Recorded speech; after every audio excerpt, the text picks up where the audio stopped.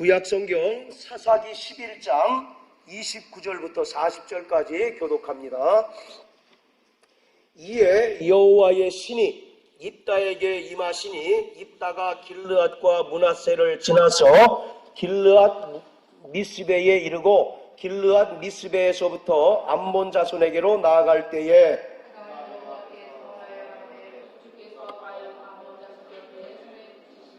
내가 암몬 자손에게서 평안히 돌아올 때에 누구든지 내 집 문에서 나와서 나를 영접하는 그는 여호와께 돌릴 것이니 내가 그를 번제로 드리겠나이다 하니라.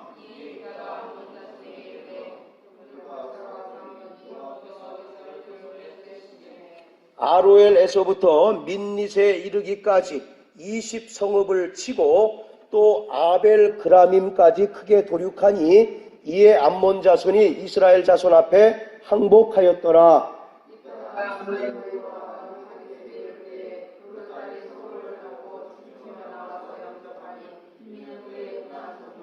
입다가 그를 보고 자기 옷을 찢으며 가로되 슬프다 내 딸이여, 너는 나로 참담케 하는 자요 너는 나를 괴롭게 하는 자 중에 하나이로다. 내가 여호와를 향하여 입을 열었으니 능히 돌이키지 못하리로다.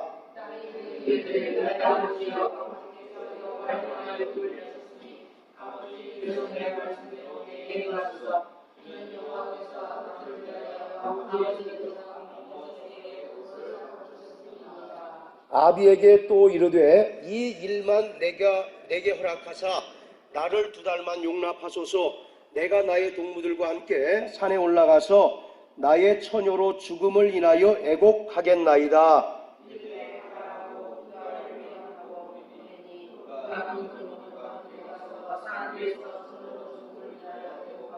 두 달 만에 그 아비에게로 돌아온지라.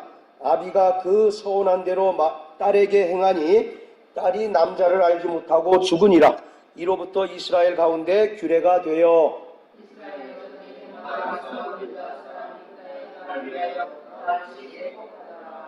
아멘. 하나님은 사랑이십니다. 하나님께서 죄인들을 사랑하셨는데 그 죄인들을 사랑하시는 그 증거가 무엇이냐면 하나님의 아들 예수 그리스도를 말씀이 육신이 되게 하셔서 이 땅에 보내주신 것입니다.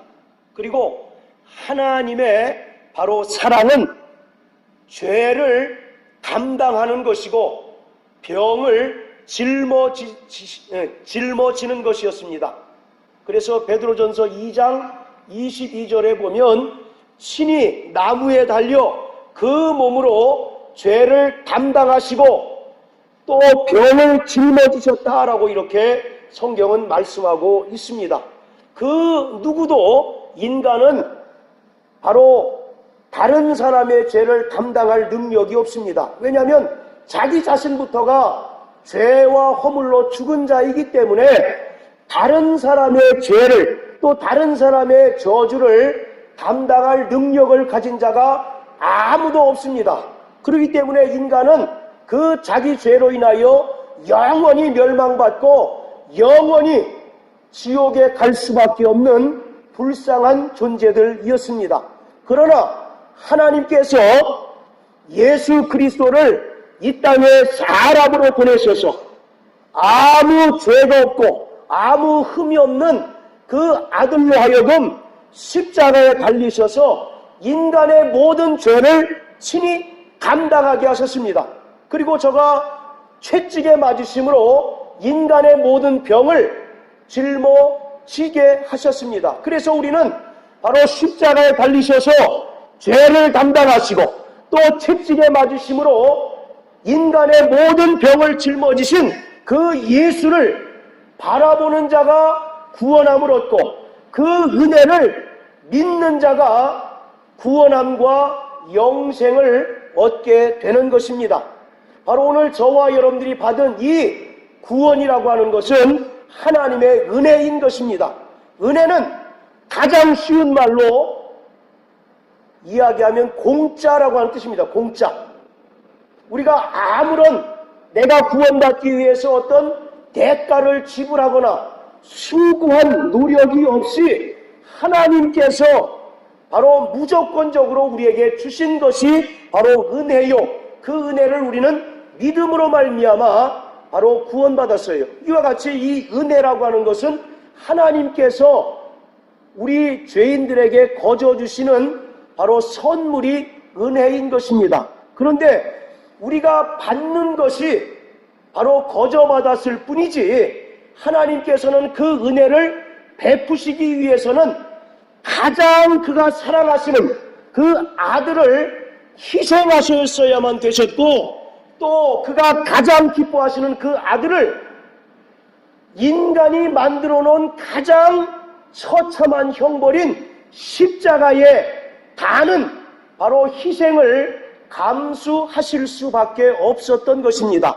그렇기 때문에 하나님께서 우리에게 베푸신 그 사랑은 담당하는 것이었습니다.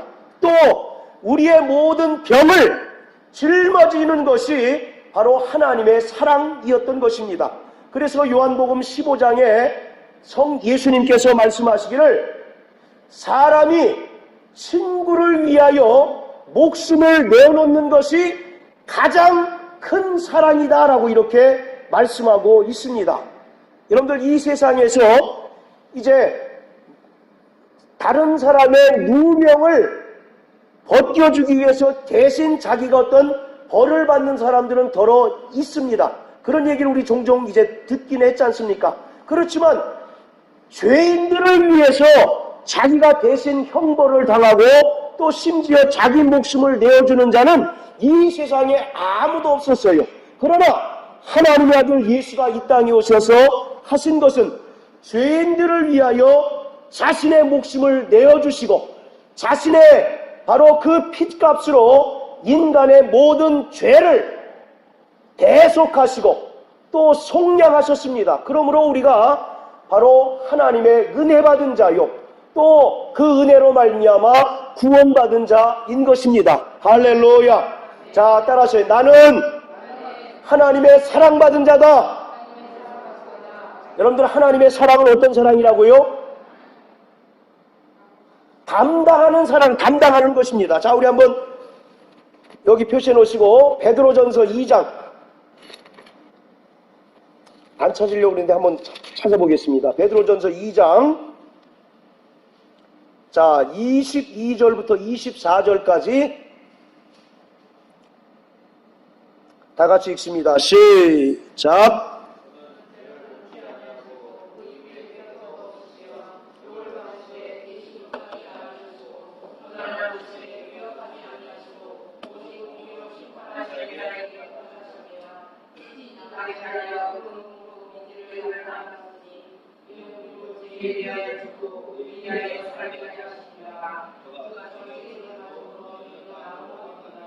예, 24절에 나무에 달리셔서 그 몸으로 우리 죄를 뭐 하셨다고요?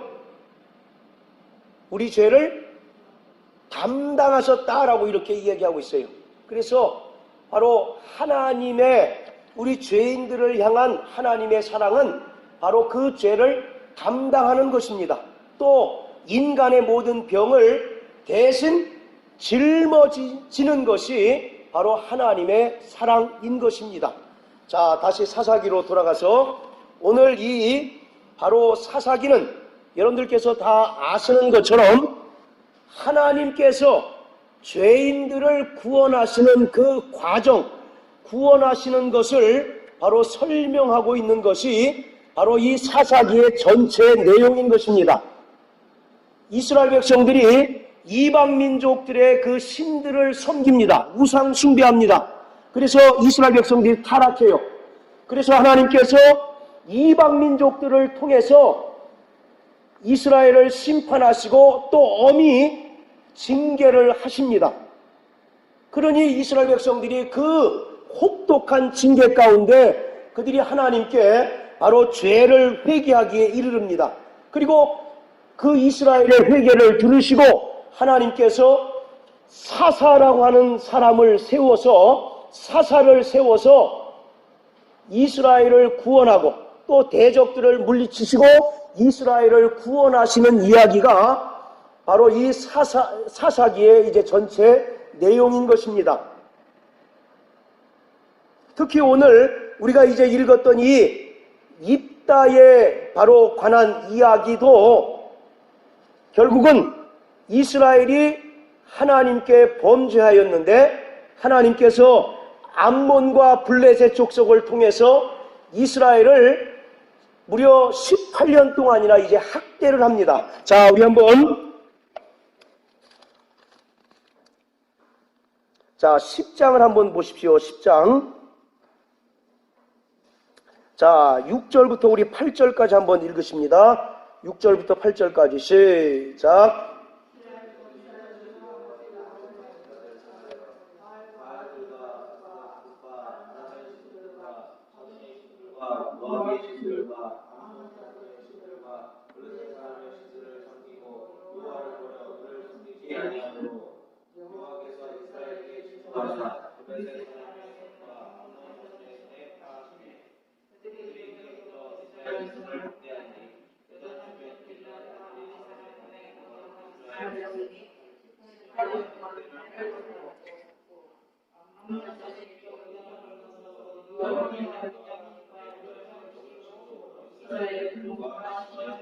예. 자, 지금 이스라엘이 이방 우상의 종교 전시장을 방불케 할 만큼 각종 모든 그 인근에 있는 이방 민족들의 우상들이 집결하고 있어요. 그리고 그들이 하나님을 버리고 하나님을 섬기지 않고 이방 우상들을 섬겼다라고 이렇게 얘기합니다. 이것이 바로 이스라엘의 이제 그 타락이요 범죄인 것이죠. 그래서 하나님께서 이제 어떻게 하십니까? 하나님께서 블레셋 사람과 암몬 자손의 손에 이스라엘을 파셨다라고 이렇게 이제 얘기합니다. 그래서 8절에 보면 이제 그 암몬 자손이 이스라엘 자손들을 학대합니다. 무려 몇 년 동안 학대합니까? 예, 18년 동안 이제 학대해요. 여러분들 그 지난번에 뭐 기억하실지 모르겠지만 18이라고 하는 숫자가 어떤 그런 그 무슨 의미를 담고 있다고 그랬습니까? 그 누가복음 13장에 보면 망대를 이제 그 짓다가 무너져서 죽은 사람의 숫자가 몇 명이에요? 18명이에요. 그리고 또 예수님께서 이제 귀신 들려 앓으며 꼬부라진 그 아브라함의 딸을 이제 그 고쳐주시는 장면이 또 누가복음 13장에 나옵니다. 그런데 이 여자가 몇 년 동안 귀신 들렸다고 성경 기록하고 있습니까? 지금은 무조건 18하면 됩니다. 예, 18이에요. 바로 그때 이제 그 설명을 드렸는데, 바로 이 18이라고 하는 것은 얽매였다, 완전히 사로잡혔다라고 하는 바로 그러한 이제 그 영적인 의미가 담겨져 있는 거예요. 그러니까 하나님께서 그 암몬 자손에게 이스라엘을 파셨는데 무려 18년 동안 그 암몬 자손의 그 학대를 당했다라고 하는 것은 그들이 완전히 피폐할 정도로 하나님께서 그들을 암몬 자손을 통해서 몰아붙이셨다라고 이렇게 이야기하고 있는 겁니다. 자, 그래서 그들이 이제 더 이상 안 되겠기에 그 12절에 보면 바로 이스라엘 백성들이 이제 하나님께 부르짖습니다. 하나님, 우리가 정말 잘못했습니다. 이와 같이 이제 회개를 하죠. 그리고 나서 이제 그 뒤에 보면 하나님께서 이제 11장으로 넘어가서 바로 이제 그 입다라고 하는 사람을 사사로 임명합니다. 그리고 이제 그 입다를 통해서 암몬 자손들을 물리치고 이스라엘을 구원하시는 내용이 바로 오늘 그 성경 본문의 그 배경인 것입니다. 그리고 이것은 전체 그 사사기의 바로 전체 내용이기도 해요. 이스라엘이 타락함에 따라서 하나님께서 이방 민족을 통해서 심판하시고 그들을 엄히 이제 꾸짖고 징계합니다. 그리고 그들이 바로 비로소 이제 하나님께 돌이켜 회개했을 때 하나님께서 사사를 통해서 대적을 물리치고 이스라엘을 구원하시는 이야기가 바로 이 사사기의 전체 내용이고, 또 오늘 우리가 읽었던 이 본문의 내용도 바로 동일합니다. 이와 같이 이 사사기의 전체 내용은 하나님의 은혜입니다. 또 하나님께서 죄인된 우리를 바로 어떻게 구원하셨는가를 구체적으로 바로 설명하고 있는 것이 이 사사기의 내용인 것입니다. 그런데 오늘 이 입다라고 하는 사람은 그 출신 성분이 서자입니다. 서자. 우리나라도 이제 그 적자, 서자 굉장히 그 차별이 심하지 않습니까? 이스라엘도 이제 마찬가지여서 바로 이 출신 성분이 서자입니다. 서자. 그런데다가 뭐 성경을 읽어보셔서 아시겠지만 바로 기생의 아들이라고 이렇게 얘기하고 있어요.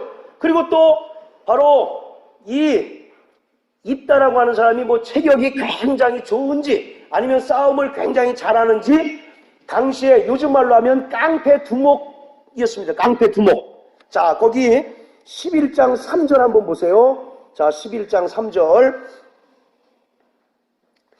자, 거기 보시면 이에 입다가 그 형제를 피하여 이제 내쫓기는 겁니다. 이제 그 적자들로부터 너는 서자인데다가 기생의 아들이기 때문에 우리와 함께 할 수 없다. 그리고 이제 그 내쫓습니다. 그랬더니 바로 그 입다라고 하는 사람이 도비라고 하는 땅에 이제 거합니다. 이 도비라고 하는 것은 당시에 우상 숭배가 가장 극심했던 지역이 바로 이 도비라고 하는 지역인데 그곳에서 그가 이제 뭐를 하냐면 잡류가 그에게 이제 모여와서 그와 함께 출입했다 이렇게 얘기합니다. 여러분들 우리가 보통 시정잡배 그런 말 하죠. 그냥 뭐 껄렁껄렁한 건달 같은 사람들을 시정잡배 그렇지 않습니까? 바로 이 잡류라고 하는 것이 그런 뜻이에요. 요즘 말로 하면 깡패 그런 뜻이거든요. 그러니까 이 바로 입다라고 하는 사람은 출신 성분이 뭐 서자인데다가 또 바로 이제 그 기생의 아들인데다가 깡패 두목을 했을 정도로 굉장히 비류하고 비천한 바로 그러한 사람입니다. 그런데 하나님께서 이스라엘을 통해서 이 입다를 이제 그 사사로 임명하시고 또 이 사사를 통해서 아말렉을 치십니다. 그리고 암몬에게서 이스라엘을 구원하시는 내용이 바로 오늘 이 내용인데, 자, 그런데 오늘 여기서 우리가 말씀드리고자 하는 것은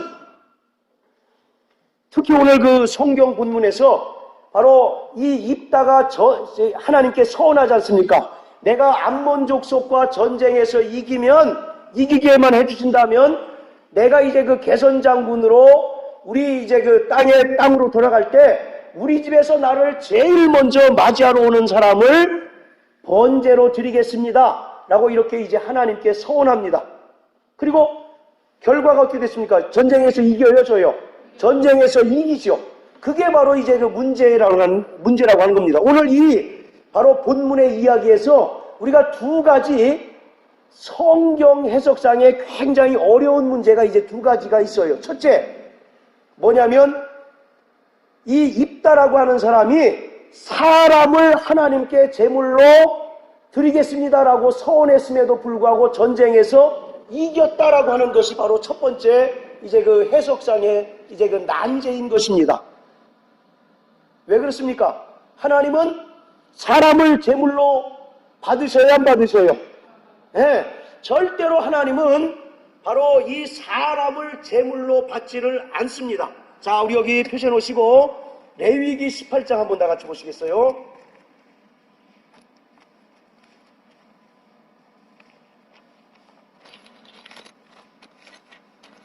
오늘 잘 따라오십시오.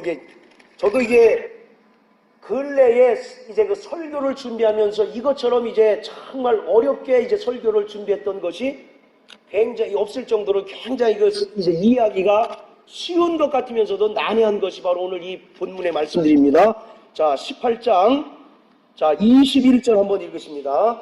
레위기 18장 21절. 자, 시작.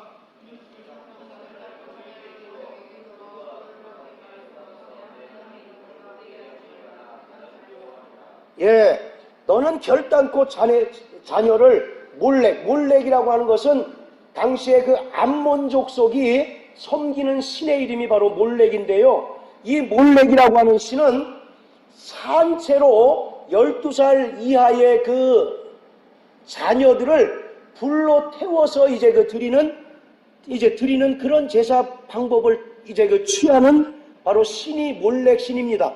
그래서 바로 레위기를 통해서 모세는 뭐라고 얘기하냐면 자녀를 불로 통과하게 하지 말아라. 이것은 하나님의 이름을 욕되게 하는 것이다 라고 이렇게 얘기합니다.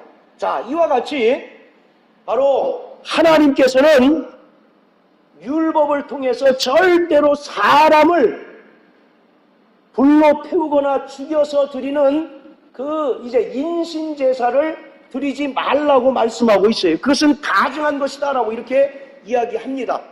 그럼에도 불구하고 이 입다가 무엇을 소원합니까? 내가 전쟁에서 이기고 돌아오면 우리 집에서 나에게 가장 먼저 영접하러 나오는 사람을 내가 하나님께 바로 이제 그 제물로 드리겠습니다 라고 이렇게 소원합니다. 그럼에도 불구하고 결국은 전쟁에서 이겼지 않습니까?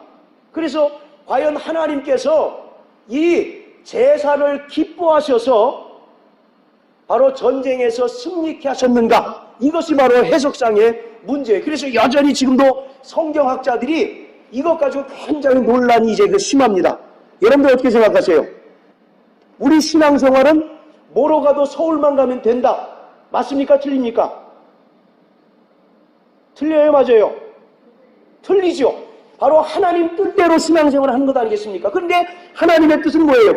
당연히 짐승이나 곡식을 통해서 하나님께 제사를 드릴 때 하나님께서는 그것을 기뻐 받으신다고 했지, 단 한 번도 사람을 제물로 드려라 라고 하신 적이 없어요. 그것은 오히려 당시에 이스라엘 주변에 있는 그 이방 민족들의 그 신들에게 제사 드리는 방법으로서 너희는 그렇게 하지 말아라. 그것은 하나님의 이름을 욕되게 하는 것이다 라고 분명히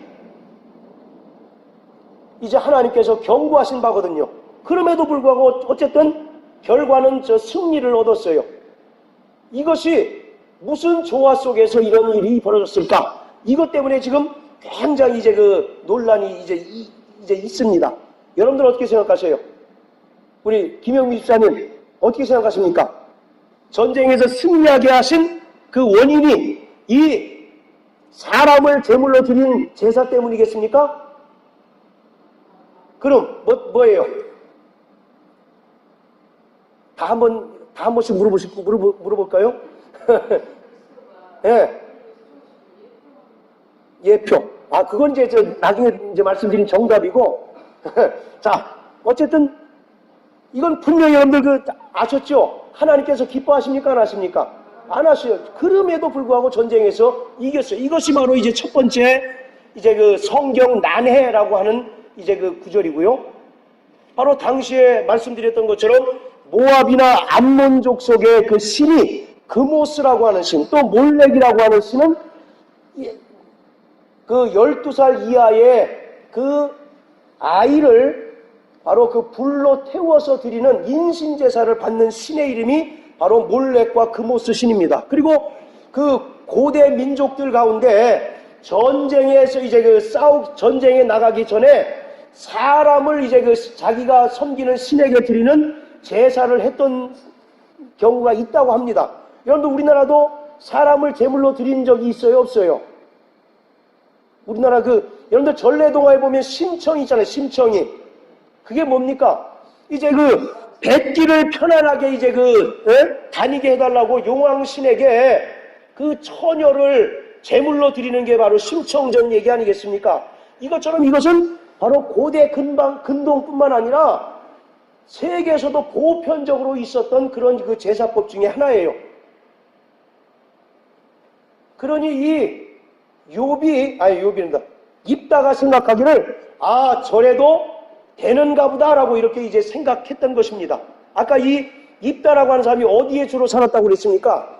도비라고 하는 땅에 살았는데 이 도비라고 하는 곳은 우상 숭배가 만연한 곳이기 때문에 늘 그가 봐왔던 것이 바로 인신제사, 즉 사람을 이제 자기 신에게 이제 제물로 드리는 그 제사법을 봐왔던 거예요.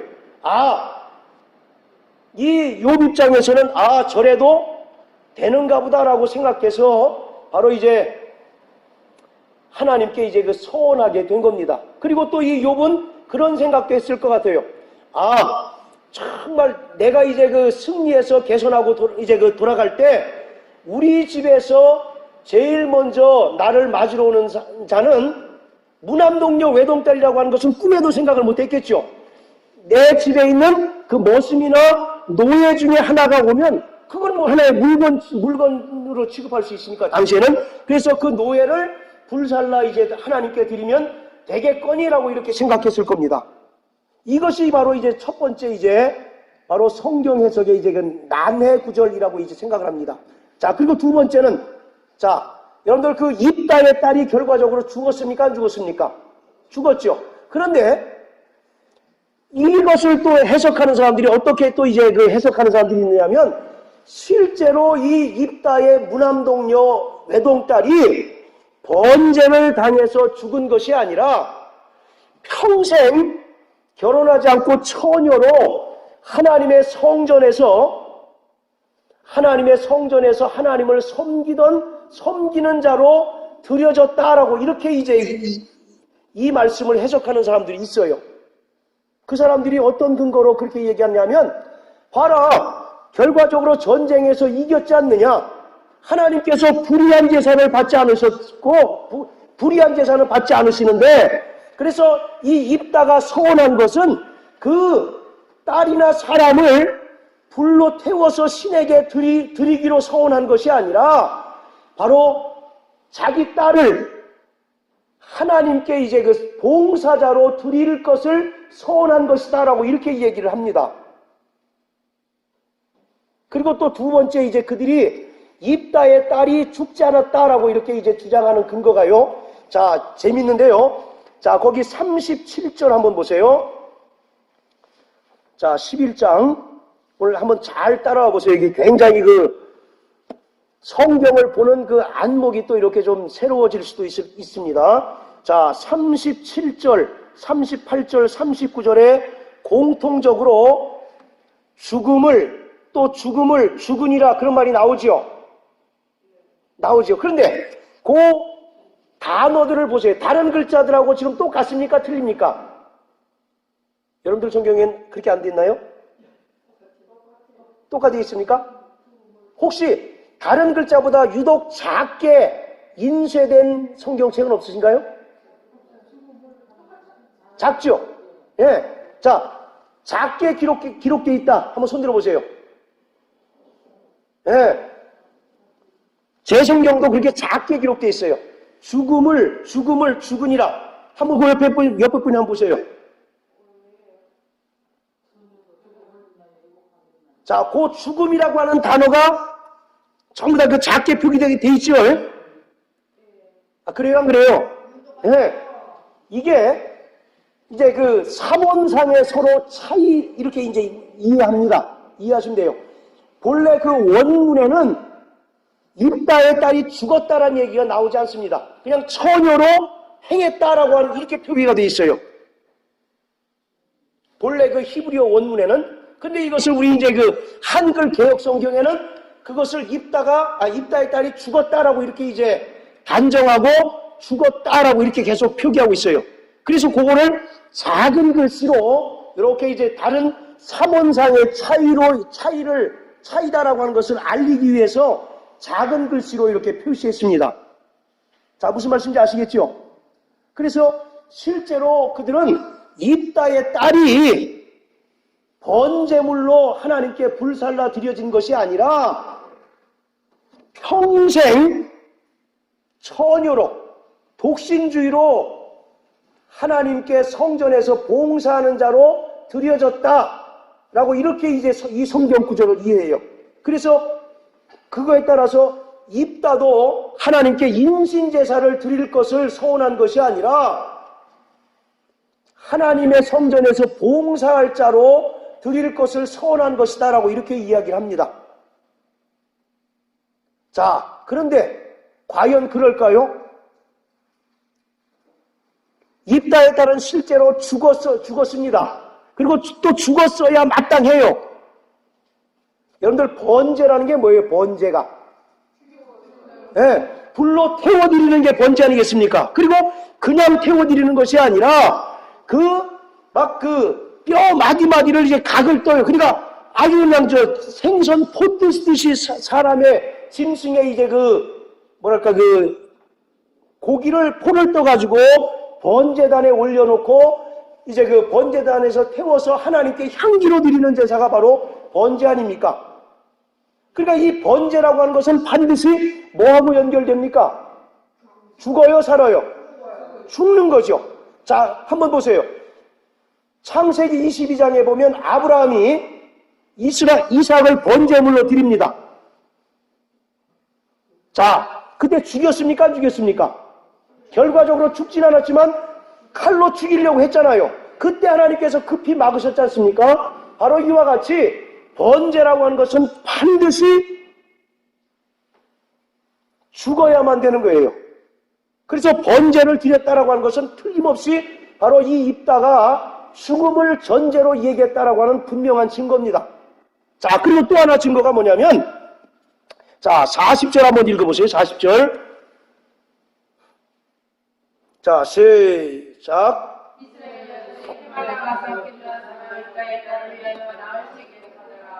자, 보세요.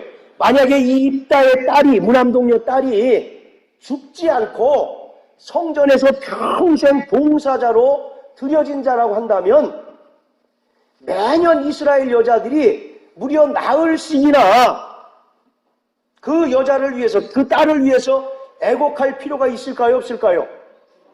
아니, 오히려 더 감사한 일 아니겠습니까? 하나님께 더 쓰임받는 것에 대해서 감사하지 못할 망정 왜 나흘씩이나 그것도 통곡하면서 바로 애통하느냐 말이에요. 자, 무슨 말씀인지 아시겠죠? 이와 같이 그 구절들을 통해서 이렇게 서로 정말 첨예하게 이제 그 대립되는 그런 그 논란이 있지만 틀림없이 바로 입다의 딸은 어떻게 됩니까? 죽었어요. 예수님이 십자가에 달려서서 잠시 기절했다가 다시 살아나시면 됩니까? 안 됩니까? 안 되죠. 예수님은 반드시 죽으셨어요. 그리고 또 실제로 완전히 죽으셨지 않습니까? 마찬가지로 오늘 이 입다의 딸은 평생 처녀로 하나님의 성전에서 봉사하는 자로 드려진 자가 아니라 실제로 바로 번제물로 드려진 자라고 하는 것입니다. 자, 그것이 바로 정말 그 우리에게 어떤 은혜가 되는가에 대해서 지금부터 이제 설명을 드립니다. 자, 이 입다라고 하는 사람은, 자, 입다라고 하는 사람, 자, 한번,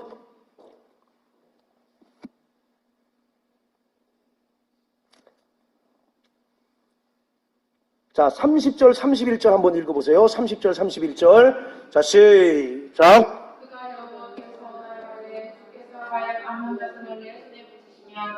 내가 아마 자손에게서 전하는 돌아올 때 누구든지 내 직분에서 나와서 나를 간섭하는 그는 영원하게 굴릴 것이니 내가 그를 번제로 드리겠나이다 하라. 예, 자, 여러분들 보시기에 이 입다는 믿음의 사람인 것 같습니까? 아니면 믿음이 없는 사람 같습니까? 우리 보통 지금까지 믿음의 사람이라고 생각을 하셨죠? 또 히브리서에 보면 입다가 이제 정말 믿음의 사람으로 이제 나와요. 자, 한번 보세요. 이 입다가 하나님을 제대로 압니까? 모릅니까? 모르지요. 모르니까 사람을 번제로 드리겠다라고 서원하죠.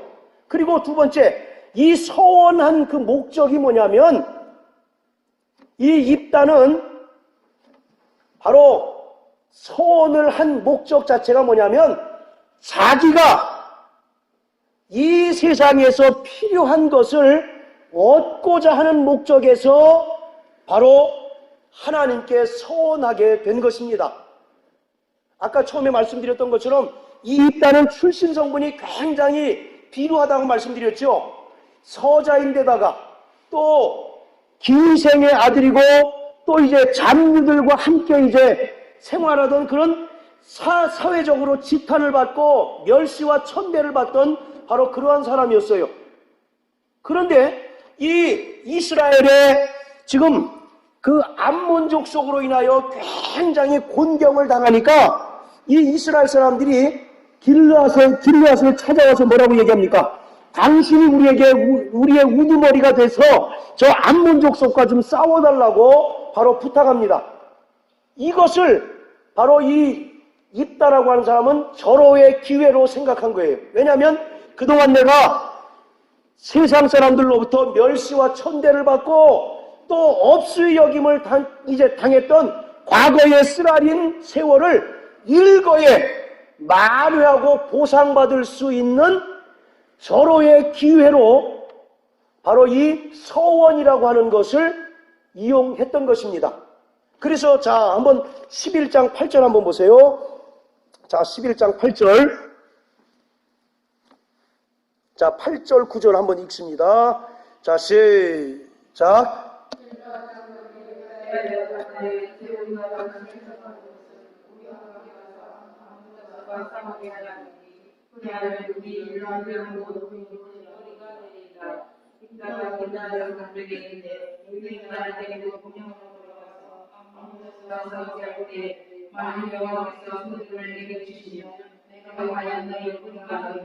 자, 지금 어떤 협상을 하고 있습니까? 지금 길르앗 장로들이 와서 이제 입다에게 사정하지 않습니까? 우리의 머리가 되셔서 제발 그 암몬 자손과 전쟁해 주십시오. 그랬는데 그 입다는 거기에 대해서 그럼 내가 암몬 족속과 이제 싸워서 이기면 내가 너희의 우두머리 임금이 돼도 좋겠느냐라고 하는 그 조건을 겁니다. 그러니까 그리고 나서 바로 입다라고 하는 사람이 하나님께 이제 서원하는 거예요. 하나님, 내가 암몬 족속과 싸울 터인데 암몬 족속을 내 손에 붙이면 내가 이제 그 돌아갈 때에 나를 가장 먼저 맞으러 온 사람을 내가 제물로 드리겠습니다 라고 서원하게 되는 겁니다. 그러니까 그 입다가 서원하게 된 동기가 다분히 믿음을 떠난 불순한 동기에서 그는 서원했던 것입니다. 오늘 여러분들 우리가 신앙생활 종종 서원이라는 거 하시지 않습니까? 서원이라는 게 뭐예요? 하나님께 이제 맹세하고 언약하는 것 아니겠습니까?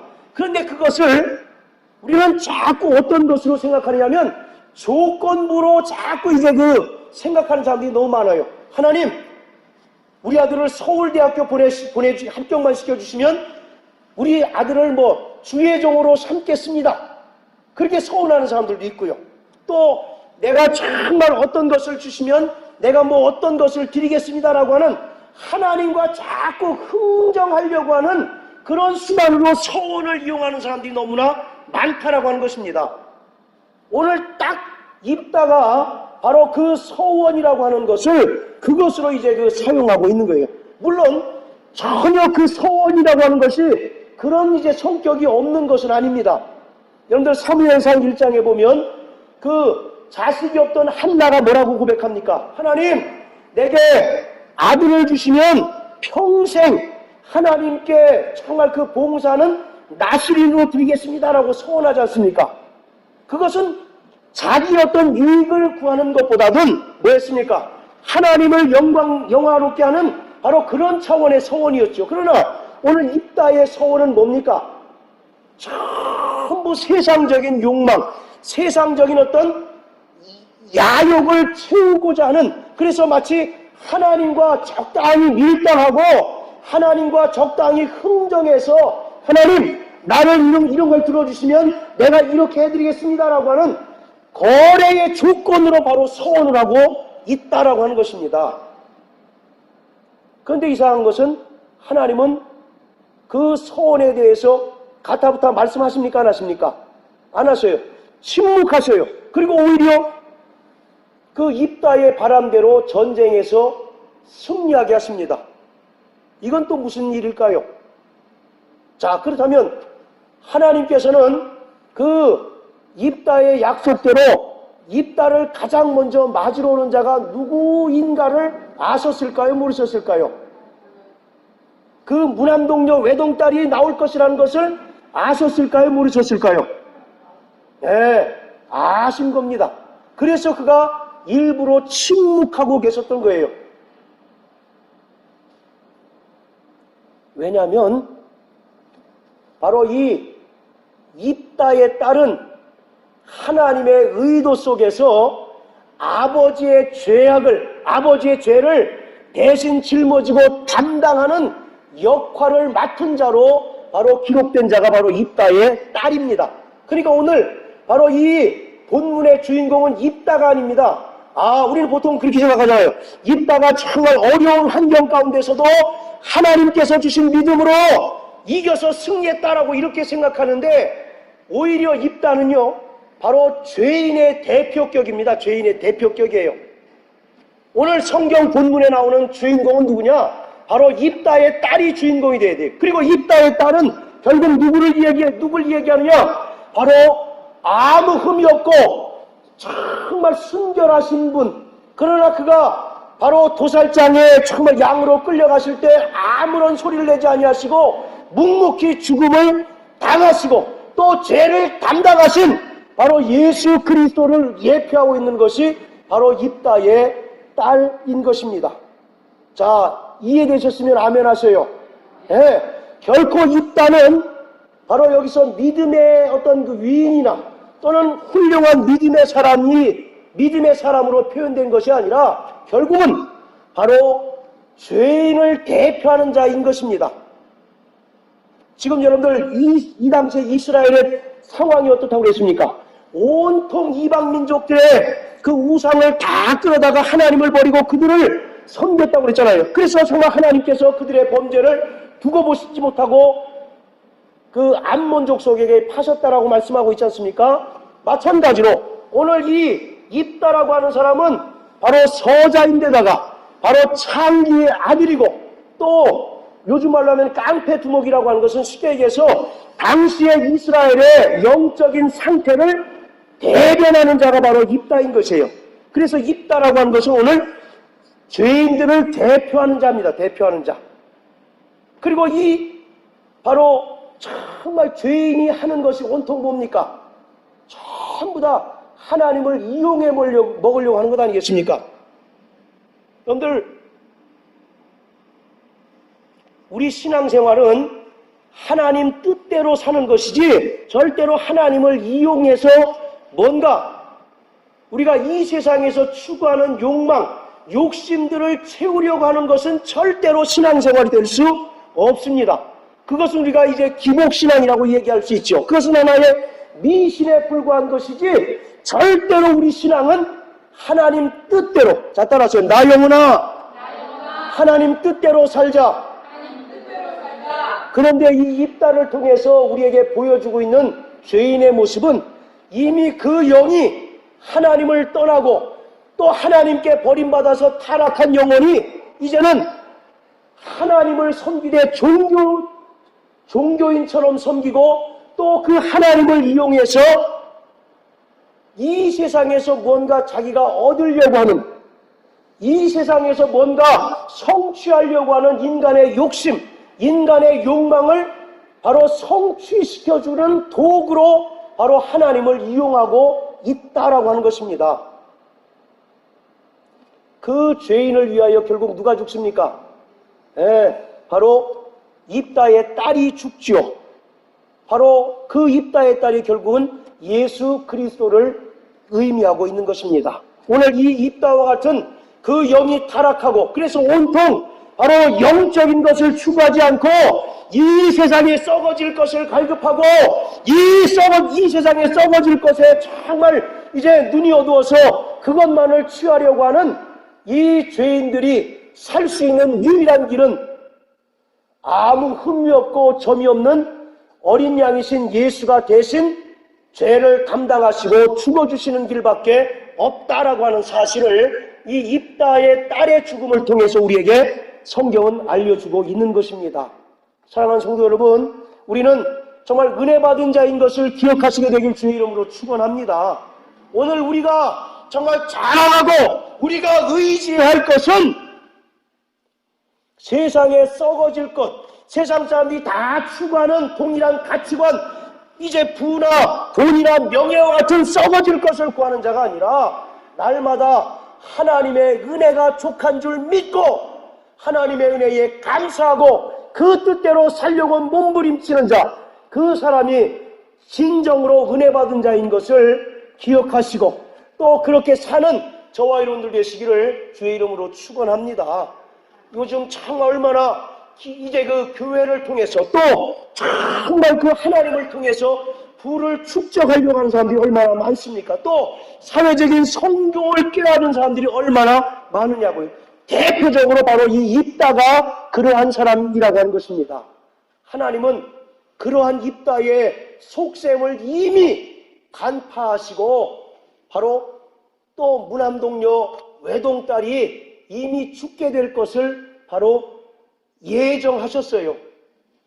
여러분들 이미 선악과를 아담과 하와가 따먹는 순간 누구의 죽음이 결정됐습니까?